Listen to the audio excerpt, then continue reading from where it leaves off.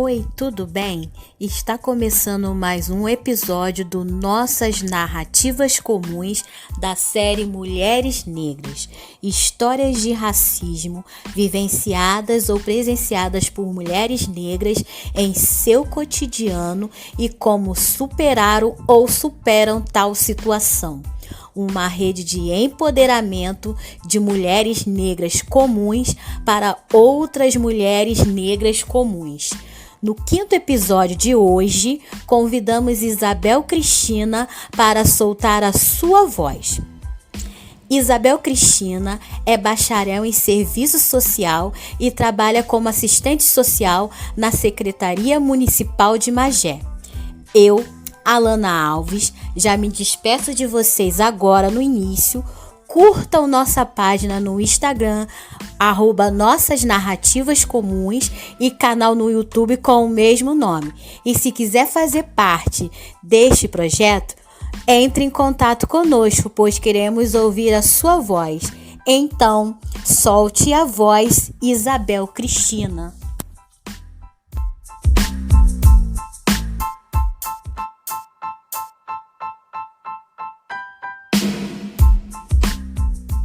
Olá, bom dia.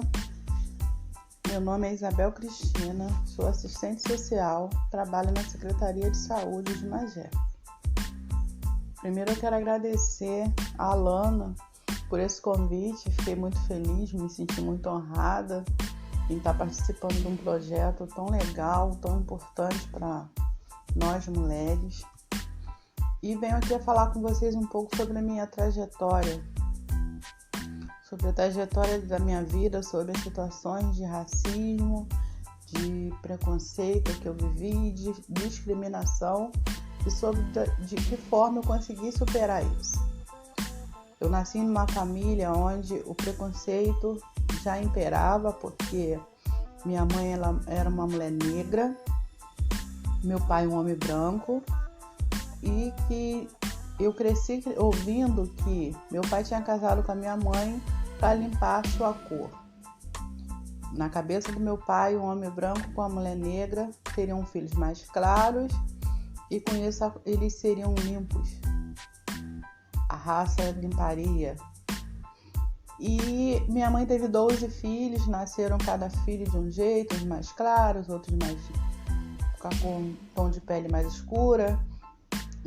Minhas irmãs com cabelo liso, eu com cabelo crespo, e eu convivia com preconceito nessa situação por cabelo, porque eu era chamada de cabelo duro, cabelo pichain, tinha vários apelidos e eu brigava muito com as minhas irmãs.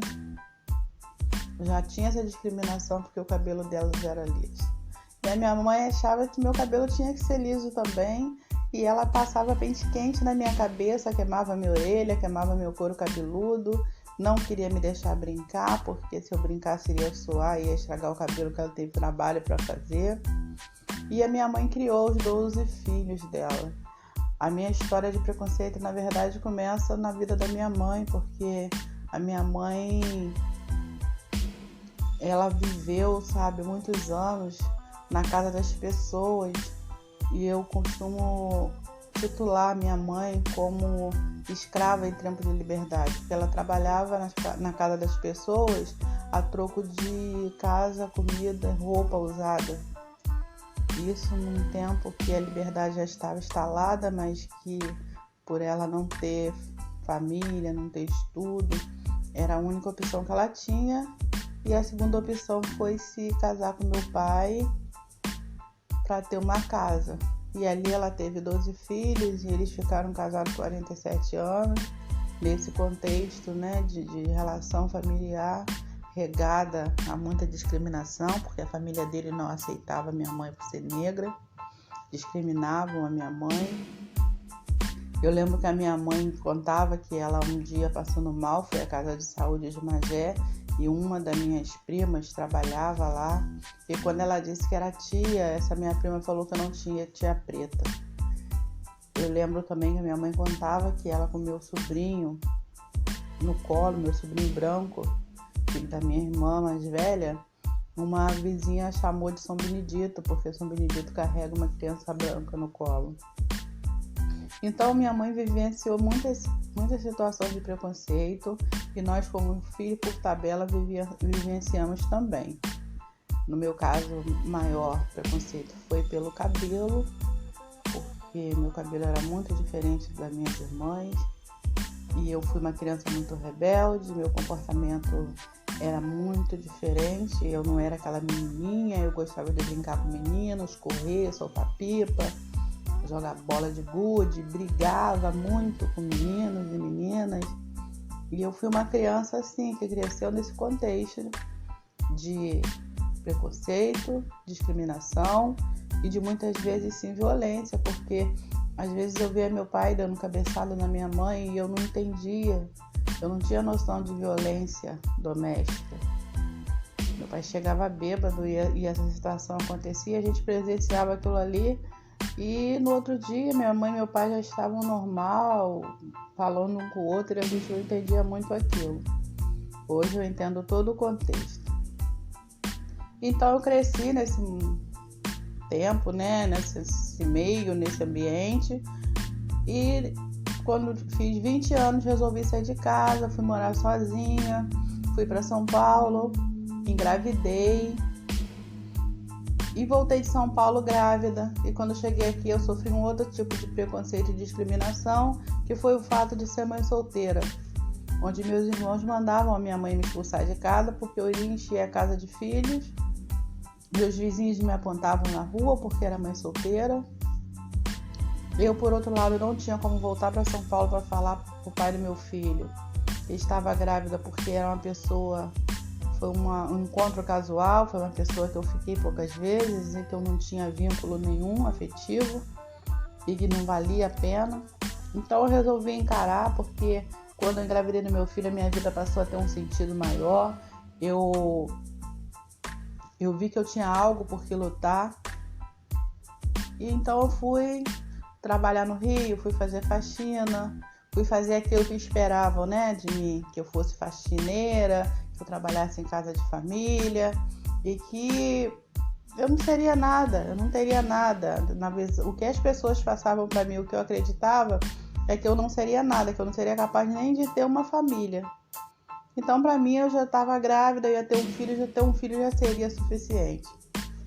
Com o passar do tempo, minha mãe veio a falecer e eu tive que sair do serviço para cuidar do meu pai e acabei, nesse período, me envolvendo com o pai da minha filha e a gente acabou se casando. Mas eu também tive discriminação por parte da família do meu marido, pelo fato de eu ter um filho, de eu ser mãe solteira. Achavam que eu não era uma mulher decente, uma mulher apropriada para casar com ele, porque eu era mãe solteira. Então eu não era uma mulher direita, né, na visão deles. Mas mesmo assim eu casei com meu marido e então eu já tinha a vida dos sonhos, que era o máximo que eu podia ter, que era uma casa, marido, né? Filhos e meu pai. Mas só que dentro de mim tinha uma inquietação, porque eu queria mais, eu não queria só aquela vidinha. Então, quando meu pai faleceu, eu fiz um curso técnico de enfermagem e fui trabalhar na unidade de saúde da família Mariaconga, que é uma comunidade quilombola. E ali eu me envolvi com a vida das pessoas. Eu trabalhei ali durante muitos anos, eu entrei em 2005, saí em 2017, porque fui transferida para a Secretaria de Saúde. E ali eu vi muita gente nascer, muita gente morrer, participei de muito velório, participei de muitos aniversários, de chá de bebês, muitas festas que a gente conseguiu fazer na comunidade. E realmente eu fiz parte da vida daquelas pessoas. E conheci ali o movimento negro, que a Ivone me apresentou o movimento negro. Comecei a participar das viagens aos quilombos, conhecer os quilombos, conhecer a história. E em 2012, eu criei o blog Mariaconga Raiz de Magé, que conta a história da Mariaconga, conta a história do bairro, mas conta a história da comunidade em si.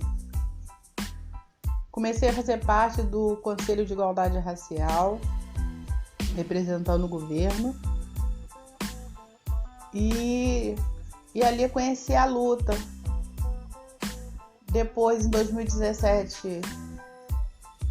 em 2016, na verdade, eu concluí a faculdade de serviço social, mas durante a faculdade eu já vivenciava muito preconceito, porque eles diziam que eu não ia conseguir trabalhar, que eu só estava fazendo para realizar um sonho. E para minha felicidade, em 2017 eu consegui ir para a Secretaria de Saúde atuar como assistente social no programa de saúde da mulher no país, fazendo planejamento familiar, onde ali eu pude vivenciar e pude ver a situação das mulheres que procuravam fazer planejamento familiar. E na sua maioria, quanto mais vulnerável, essas mulheres mais filhos tinham. E a sua maioria é mulher negra, que não tem aquele acompanhamento, não tem aquela noção de planejamento. E participando do Conselho de Igualdade Racial, dos movimentos, das reuniões de encontro de mulheres, eu passei, através do país, quando a assistente social que estava de licença maternidade voltou, a trabalhar com mulher vítima de violência, acolher essas mulheres. E mais uma vez eu vi ali que a maioria das mulheres que são vítimas de violência são as mulheres negras. Mulheres brancas também sofrem violência, mas as mulheres negras são, em sua maioria, ou porque elas procuram ajuda, procuram acolhimento, ou porque realmente são as mais vulneráveis. E em 2018, depois de uma luta que vem desde 2012, uma luta do Conselho de Igualdade Racial, do Movimento Negro, conseguiu-se instaurar o ambulatório de doença falciforme, a qual eu estou coordenadora no momento, e a qual eu estou desde o início do trabalho. Começamos a fazer ação de conscientização sobre a doença falciforme, que é uma doença discriminada, desconhecida. É uma doença que se descobre através do teste de pezinho, mas o teste de pezinho é novo. Então, as pessoas adultas, muitas pessoas têm essa doença e não sabem. Os adultos, eles passam mal, eles sentem dor e vão para o hospital, são medicados e vão para casa. E esse exame, eletroforese de hemoglobina, ele quase nunca é pedido. As crianças de 2000 para cá fazem o teste do pezinho. O teste do pezinho detecta essa doença, mas antes não. Então, muitas pessoas morreram dessa doença sem sequer saber se tinham essa doença. Mas aí você vê, e durante essa minha convivência no ambulatório de anemia falciforme, eu me deparei com várias situações de preconceito, de discriminação.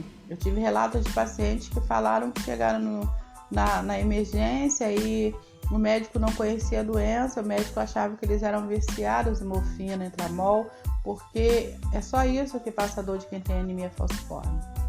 Então é uma doença que ela é altamente ligada ao preconceito e à discriminação, porque em sua maioria ela atinge a população negra. Mas a gente tem conseguido realizar um bom trabalho, um trabalho bonito, frente ao ambulatório de doença falciforme. Temos buscado pessoas, temos assistido pessoas, temos conseguido cuidar de pessoas do nosso município. Então isso daí é uma superação e é uma vitória do movimento negro. E assim, é uma iniciativa dessa gestão que realmente me marcou, que vai me marcar para sempre. Teve uma situação também de preconceito que eu vivi no meu local de trabalho, em que uma enfermeira, a qual eu era coordenadora, ela não conseguia me aceitar como coordenadora pelo fato de eu ser negro, até que chegou um ponto de um dia ela me chamar de mucama. Perguntou se o rapaz estava achando que eu era mucama dele porque eu era negra. Então foi uma situação de racismo. Eu levei para minha gestão imediata, para o meu superior imediato, e o meu superior imediato ignorou a minha queixa, mas eu levei para superior, para a gestão realmente, que era a secretária, né, de saúde, e a secretária de saúde acolheu-a, exonerou essa enfermeira, e a secretária ela não apoia, não incentiva nenhum tipo de preconceito ou discriminação ela é uma pessoa humana e correta. Ela não incentiva discriminação ou preconceito de cor, de raça ou qualquer que seja no nosso setor de trabalho. E isso aí, por isso eu não denunciei, por isso eu não fiz ocorrência, porque a pessoa já estava ficando desempregada, não é do nosso município, mora longe, não tem por que eu arrastar essa situação. Mas eu incentivo você, que é vítima de preconceito racial, denunciar, porque cada caso é um caso, mas preconceito é preconceito. E quando uma pessoa fala, ela sabe o que está falando. Então, o que eu quero passar para vocês é isso, que vocês não desistam. Hoje, sim, eu estou muito grata. Eu sei que eu superei muitas situações de preconceito e eu ainda tenho muitas a superar. Hoje eu estou coordenadora desse projeto, desse programa, que é um programa que enche meu coração de alegria em poder assistir esse público, atingir esse alvo, essa demanda de pessoas que têm a sua patologia discriminada, não aqui, não no município em si, mas no Brasil, no mundo. É uma doença que agora que está tendo visibilidade, que não tinha. Eu passei a conhecer essa doença há pouco tempo atrás também, porque nem eu não conhecia. Ninguém se falava nisso. Quando eu fiz o meu TCC também sobre o Quilombo Mariaconga, eu tive que convencer as minhas parceiras e convencer o meu professor que falar de Quilombo era um assunto interessante. E o meu TCC foi sobre os desafios e as possibilidades que o morador do Quilombo Mariaconga tem para sua autoafirmação no município de Magé. Então você vê que a luta por a pessoa negra, para a mulher negra, ela é muito grande. O jovem negro é o que mais sofre. Eu não estou aqui querendo vitimizar o negro, eu estou falando de uma realidade em que vivemos. As pessoas hoje têm mania de dizer que o negro, ele usa a sua história para se vitimizar. Não, eu uso a minha história para mostrar o quanto eu avancei, o quanto eu sou forte e o quanto eu tenho de exemplo. Mariaconga, a história de Mariaconga é um exemplo para mim, a história da minha mãe é um exemplo para mim e de tantas outras mulheres negras que eu conheço. Então eu quero deixar para você, mulher negra, essa mensagem, um pouco da minha história e dizer que não aceite discriminação, não aceite racismo, não aceite preconceito e não aceite nenhuma negativa da vida. Dê uma devolutiva a essas pessoas. Devolva essa afirmação de que você não pode nada com luta, com garra e com vitória. Quero agradecer a oportunidade que a Alana me deu e até o próximo encontro. Obrigada.